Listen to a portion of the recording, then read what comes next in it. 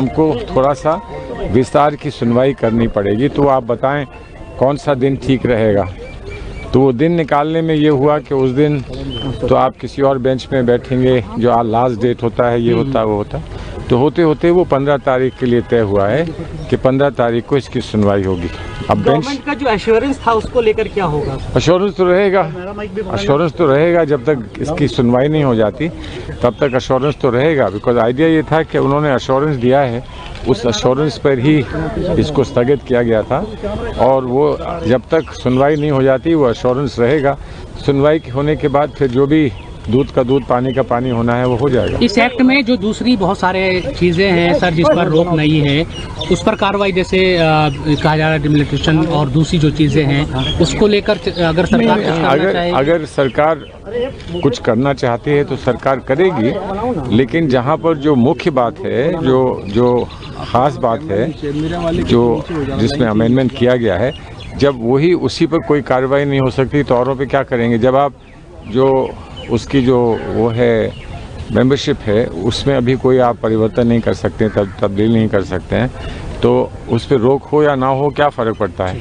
दूसरी बात जो रजिस्ट्रेशन का जो कि ख़ास विशेष समस्या है कि वक्फ बाय यूज़र पे जो रजिस्टर्ड नहीं हैं उनको वक्फ बाय यूज़र नहीं माना जाएगा। उस पर भी जब सरकार की तरफ से ये आ गया है, ये बात आ गई है कि हम उसमें कोई स्टेटस में कोई परिवर्तन नहीं करेंगे, तो अब कोई ऐसी बात बची ही नहीं है, कोई बात बची नहीं है। लिमिटेशन एक्ट का है मामला, तो उस पर तो ना रोक लगी ना किसी ने कुछ कहा है अभी। तो लिमिटेशन एक्ट में हो सकता है कि आप कोर्ट के सामने जाएं और लिमिटेशंस आड़े आता हो तो कोर्ट उस पर सुनवाई ना करे, वो अलग बात है। तो कोई छोटी छोटी बातें हैं वो चलती रहेंगी, लेकिन सब लोग समझते हैं कि जो मुख्य बात है जब तक वो तय नहीं होती तो उससे प्रभावित जो भी बातें होती हैं उन पर भी यही माना जाता है कि इसको स्थगित करें, इसको बाद में सुनें। इंग्लिश तो क्या हुआ सर? आज 3 जजेज बेंच जिसकी अध्यक्षता माननीय मुख्य न्यायाधीश कर रहे थे, उनके बेंच में सूचीबद्ध हुआ, लेकिन आज उनका ये कहना था चूंकि उनका रिटायरमेंट है 14 तारीख को, इसलिए उन्होंने जो नए चीफ जस्टिस हैं उनके समक्ष यानी कि जस्टिस गवई के समक्ष इस मैटर को सूचीबद्ध करने के लिए आज आदेश पारित किया है। अब इस पूरे मामले की सुनवाई 15 मई को होगी और नए बेंच के समक्ष होगी। सर उन्होंने ये भी कहा कि हम इस जो हलफनामे आए हैं उन्हें पूरी तरीके से गहराई से नहीं पढ़ पाए हैं, इसे बिल्कुल उन्होंने ये कहा कि ये पूरे मामले की विस्तार से सुनवाई करने की जरूरत है। और एक बात जरूर था कि जो मुस्लिम पक्ष के जो वकील थे उन्होंने अंतरिम आदेश की बात की, उन्होंने कहा कि नहीं इसमें कोई जल्दीबाजी नहीं है, अंतरिम आदेश और जो मेन पिटीशन सारे मामलों पर सुनवाई आज जो नई बेंच होगी वो तय करेगी और उनके हिसाब से फिर आगे सुनवाई चलेगी। आज तो कोई सुनवाई अब नहीं, आज बिल्कुल कोई सुनवाई नहीं हुई। उन्होंने 15 तारीख की तारीख मुकर्रर कर दी है। सर पिछली तारीख पे जो सरकार ने, केंद्र ने जो अश्योरेंस दिया था कोर्ट को कि भाई डीनोटिफाई नहीं होंगी प्रॉपर्टीज और कोई नई अपॉइंटमेंट नहीं होगी काउंसिल में, क्या बिल्कुल आज उस विषय पर कोई चर्चा नहीं हुई है। वो डीनोटिफिकेशन या अपॉइंटमेंट के मुतालिक आज कोई चर्चा नहीं हुई है।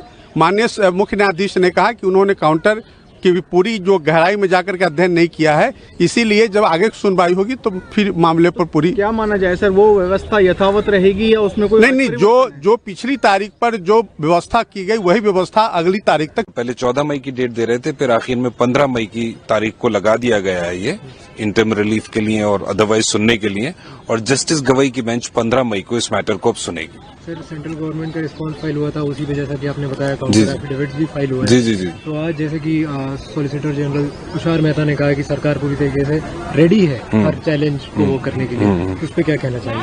नहीं, सरकार नेचुरली, उन्होंने इतना लंबा काउंटर एफिडेविट फाइल किया है, उन्होंने एक कानून पार्लियामेंट में मेजोरिटी से पास किया है, चाहे वो मेजोरिटी स्वीपिंग नहीं थी, कंटेस्टेड मेजोरिटी थी कि 232 अपोजिशन के थे, 288 वोट्स लोकसभा में पक्ष के थे, पार्टी इन पावर के थे, सेंटर के थे, और जेपीसी में भी 15-11 से रिपोर्ट पास हुई है। 15 मेंबर्स ने ज्वाइंट पार्लियामेंट्री कमेटी की रिपोर्ट के हक में वोट दिए, 11 मेंबर्स ने उसके खिलाफ वोट दिए।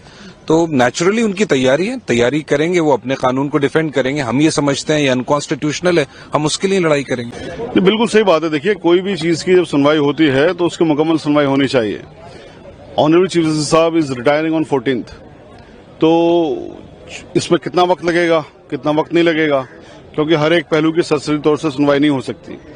सरसरी तौर से प्राइम फेसाई, जैसे प्राइम फेसाई स्टे दिया गया, प्राइम फेसाई स्टे में भी तकरीबन 2 घंटे की हियरिंग हुई थी। तो ये प्राइम फेसाई स्टे के लिए 2 घंटे की हियरिंग थी, तो पूरी समाअत या पूरी सुनवाई के लिए तो मेरे ख्याल है कि 20-25-50 घंटे की हियरिंग हो सकता है चले, और एक दिन में 2-4 घंटे से ज्यादा मिल नहीं सकते। ऑनरेबल चीफ जस्टिस साहब रिटायर हो रहे हैं 14 तारीख को, तो उनकी तरफ से बिल्कुल सही प्रपोजल है ये कि ये साहब दूसरी बेंच सुने। तो जस्टिस गवई साहब की जो भी कुछ बेंच कॉन्स्टिट्यूट होगी 15 तारीख को उसमें सुनवाई इसकी होगी, और उसके बाद से विधिवत सुनवाइयां जब तक वो चलेंगी जब तक वो होगी। हियरिंग के बीच सॉलिसिटर जनरल तुषार मेहता ने कहा कि सरकार हर तरह का जवाब देने के लिए तैयार है। एक छोटी सी टिप्पणी, उस पर क्या कहना चाहिए? सरकार का जो जवाब है वो उनका जवाब तथ्यों पर आधारित नहीं है, वो बेसिकली कुतर्क है उनका जवाब। वो जवाब जो है उनका वो संविधान की रूह के खिलाफ है, भारत का जो संविधान है उसकी रूह के खिलाफ है, और वक्फ का जो कॉन्सेप्ट है, जो इस्लामिक कॉन्सेप्ट है, वो उसके खिलाफ है, क्योंकि वक्फ